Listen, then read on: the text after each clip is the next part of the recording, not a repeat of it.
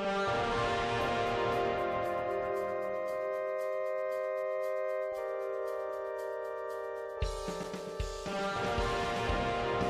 hello. In a recent poll, I discovered that you'd like to see more of the Lancia Stratos. Well, unlucky. We're going to be talking about Corvettes, and specifically Corvettes versus Camaros. Again, apologies in advance for the limited video footage available in this particular episode.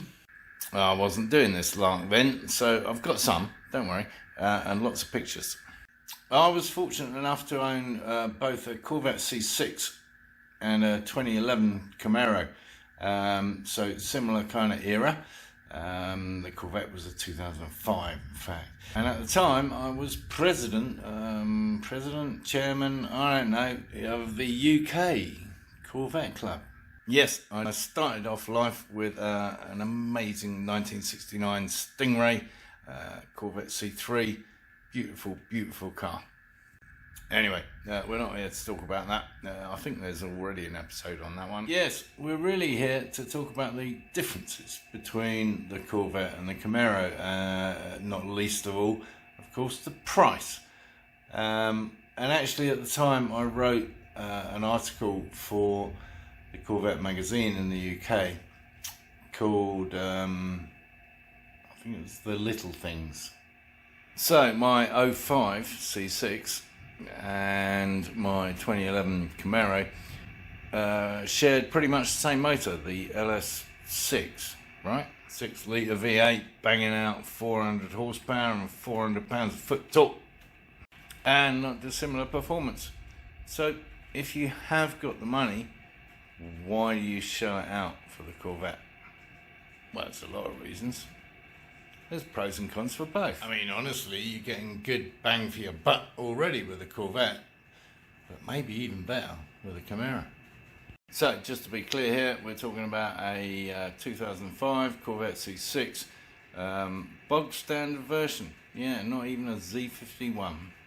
On the Camaro front, it was the SS, so it's a V8, and I have to confess, it had some upgrades, as did my Corvette. So the Corvette had a Billy Boat loudmouth exhaust system, which sounded amazing. And the Camaro also had a performance exhaust system fitted by Texas. I can't remember, they were out of Lubbock, who I bought the car off. They'd used it as a test vehicle. Anyway, it had an exhaust system on it, which also sounded amazing.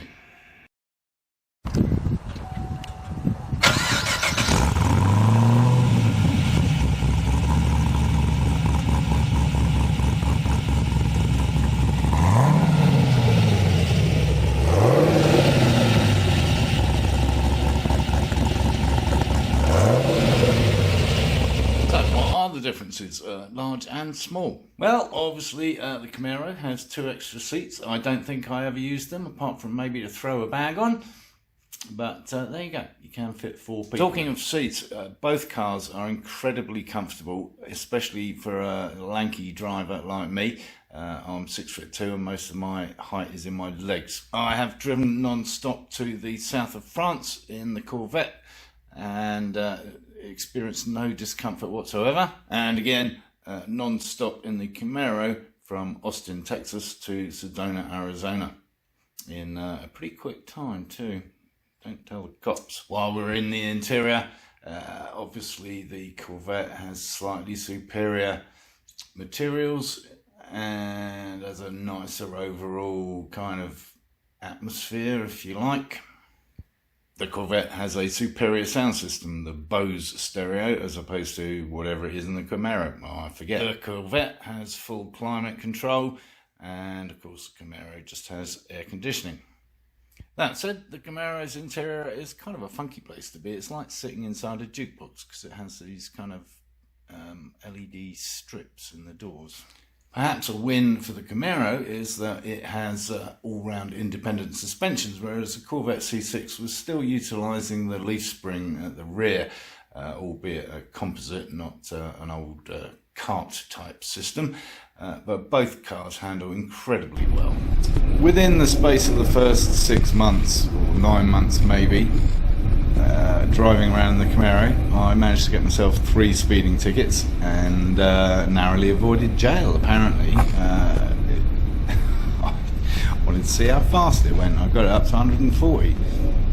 No, I didn't really officer, which apparently is instant jail over here. So I decided to calm down a bit, and given that it was a bit of a target for the police, I traded it in for what is actually the best vehicle I have ever owned. I did several track days in my Corvette, pulling at least a G through corners and overtaking people in Nissan Skylines and things like that. I think that was more down to driver ability or confidence than the actual car's capability, but that said, a very good handling car.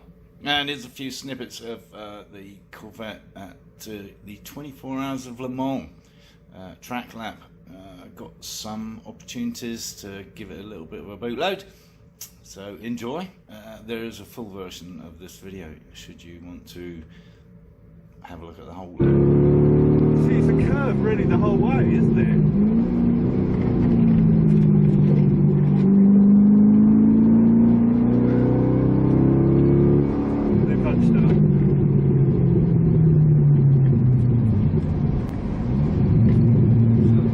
I'll try and remember to put a link in the description down here.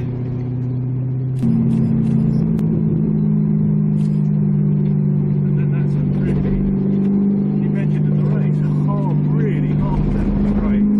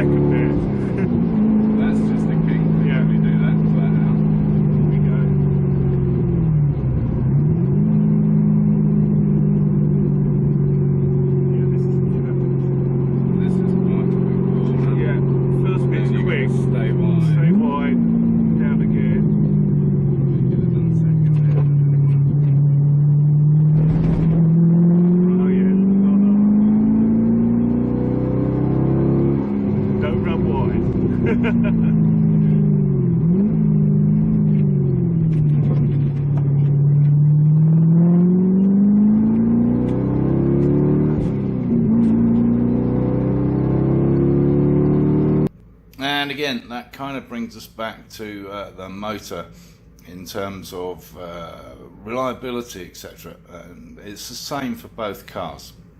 I have to tell you, I had the Corvette from 2006 all the way through to 2012. I drove it damn hard. I took it on a lot of track days, and I never had a single issue with it. I had the Camaro from 2012 through to only 2014, mainly because it was a got magnet and it was going to get me thrown in jail or worse still thrown out of the country. So I got rid of it before any of those disasters happened. But again, I drove it hard and never any question of engine problems. Are they bulletproof in terms of that? Like on a Toyota level? Probably not, but like I say, I never had any troubles, and I would say that they are more reliable than the mythical German engineering, which I have found not to be. Moving on to transmission, gearbox side of things, difficult for me to compare. The Corvette was a manual and quite clunky, obviously, quite a heavy shift. Not horrible, not vastly different from the TVR Griffith I had. Just a very solid manual transmission. So yeah, it required a little bit of effort. The Camaro was an auto with paddle shift. Paddle shift was a little bit sluggish, maybe. Had a lovely little blip on the downshift though. Yeah, no complaints. So in summary, what's the difference? Well, Corvette, obviously a GT car, Grand Tourer, 2 seats, sporty. Camaro 2+2, a lot cheaper, similar performance for both. Would I buy either again?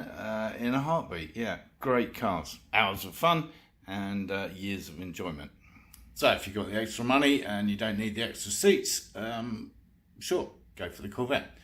If you don't really care, go for the Camaro. No, I know, that's not very helpful, is it?